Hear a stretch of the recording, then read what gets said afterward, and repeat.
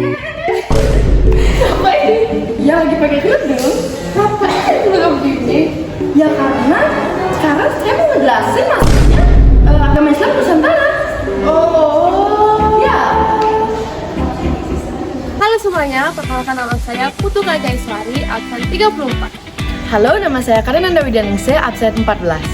Halo, perkenalkan nama saya Nita Devi, nomor absen 28. Nah, pada kali ini kelompok saya mendapatkan materi cara masuknya agama Islam ke Nusantara. Nah, yang pertama, teori agama Islam masuk ke Nusantara. Teori Mekah mengatakan bahwa masuknya Islam ke Indonesia itu dengan melalui Mekah langsung atau Arab, di mana proses ini berlangsung pada abad ke-7 Masehi. Nah, jadi tokoh yang memperkenalkan teori ini adalah Haji Abdul Karim Abdullah atau Hakam, yang dimana yaitu seorang ulama sekaligus sejarawan Indonesia. Menurut Hakam, motivasi awal kedatangan orang Arab tidak dilandasi oleh nilai ekonomi, melainkan dilandasi oleh motivasi dalam penyebaran agama. Teori Mekah ini merupakan sanggahan dari teori Gujarat. Nah, teori Gujarat menyatakan bahwa proses masuknya Islam ke Indonesia itu berasal dari Gujarat. Gujarat pada abad ke-13 Masehi. Gujarat itu berada di bagian barat India yang dimana berdekatan dengan lautan Arab. Tokoh yang mencetuskan teori ini adalah Janet Jinapel yang merupakan sarjana dari Universitas Leiden pada abad ke-19. Menurut Janet Jinapel bahwa bukan orang Arab langsung yang menyebarkan Islam ke Indonesia, melainkan pedagang Gujarat, pemeluk agama Islam yang berdagang ke timur termasuk Indonesia. Selanjutnya yaitu teori Persia, yang dimana Islam masuk ke Indonesia dari Persia ke Gujarat pada abad ke-13. Hal ini dinyatakan bahwa keberagaman Indonesia itu memiliki persamaan dengan Persia. Ini juga ditegaskan oleh Morgan. Selanjutnya, teori Cina, yang dimana teori ini adalah menggunakan peran orang Tionghoa yang menyebarkan agama Islam menggunakan budaya.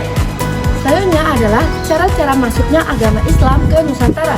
Yang pertama yaitu melalui perdagangan. Nah, masuknya dan penyebaran agama Islam itu dari India, Persia, dan Arab itu menuju ke Cina dan singgah ke Indonesia karena melalui jalur laut. Karena berdakwah atau penyebaran agama Islam merupakan hal yang wajib untuk melakukan penyebaran bagi orang Islam. Yang kedua yaitu melalui perkawinan yang terjadi karena para mubalik atau para pedagang tertarik kepada wanita pribumi atau sebaliknya wanita pribumi tertarik kepada para pedagang.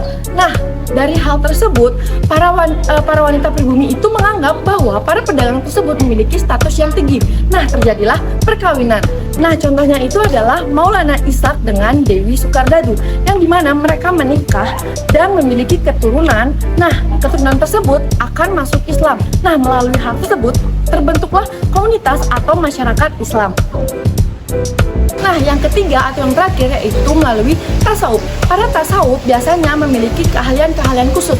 Nah, hal tersebutlah yang membuat orang-orang tertarik untuk masuk Islam. Contoh keahliannya adalah memiliki kekuatan untuk menyembuhkan orang-orang yang memiliki penyakit dan memiliki kekuatan ilmu magis. Nah, hal ini membuat orang-orang tertarik untuk masuk Islam. Nah, yang ketiga, ada pun berbagai cara pandangan masuknya agama Islam ke Nusantara. Nah, yang pertama, masuknya pada abad ke-7.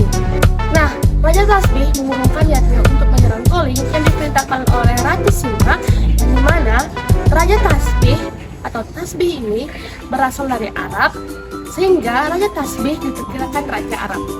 Nah, yaitu yang kedua ada dinasti Tangsul, yang dimana pada tahun 674 Hijriah di pantai Sumatera itu mencatat bahwasannya ada pemukiman pedagang Arab.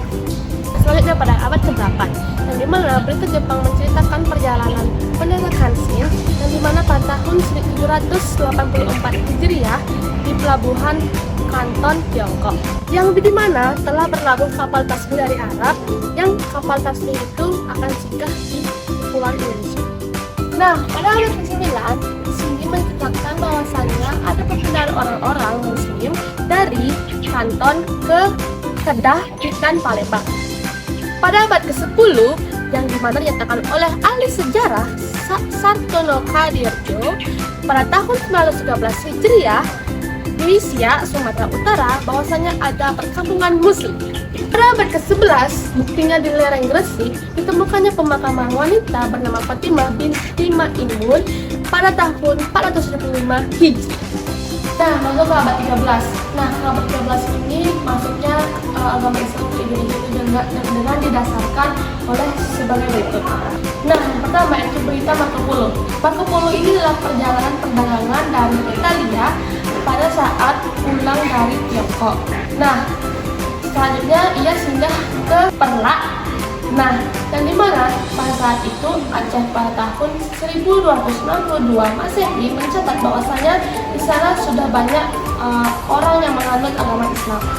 Nah, selanjutnya makam Sultan Malik As-Saleh. Sultan Malik As-Saleh ini adalah Raja Pasai. Nah, makamnya sudah berumur 635 Hijriah yang bertulisan Arab, yang dimana sini membuktikan bahwasanya Sultan Malik As-Saleh ini menganut agama Islam. Yang kedua, wanita dari India. Waktu mengunjungi Samudra Pasai, diceritakan bahwasanya sultan yang ada di kerajaan ini telah giat menyebarkan agama Islam.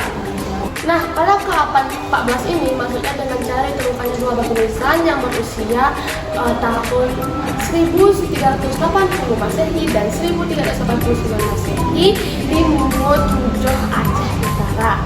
Kedua nisan tersebut yaitu adalah merupakan dua makam putri dari Sultan Malik Al-Taher, Sultan Samudra Pasai yang ketiga, yang berdarah Troloyo dan Trowulan, yang dimana itu adalah merupakan bekas lokasi istana Majapahit, yang dimana di dalam terdapat makam Muslim kuno. Nah, makam Troloyo yaitu berusia 1376 Masehi dan makam Trowulan yaitu berusia 1368 Masehi. Selanjutnya pada abad 15. Nah, agama Islam masuk ke Indonesia pada abad 15 yaitu melalui berbagai cara. Yang pertama itu dengan catatan Mahuan. Nah, Mahuan ini adalah orang Islam dari Tiongkok yang pada tahun 1461 ia mengunjungi pesisir utara Jawa.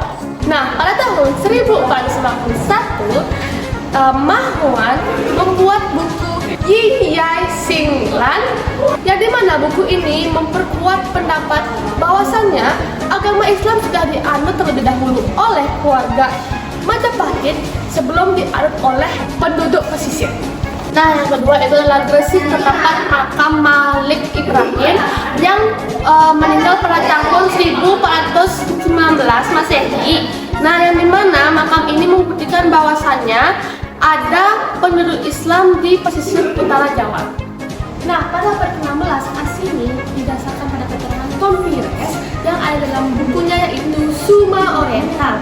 Tom Pires menyatakan bahwasanya agama Islam masuk ke Indonesia itu oleh pedagang yang bernama Muslim dari Gunjaran, Persia, dan Arab. Nah, itu dia penjelasan dari kelompok kami dan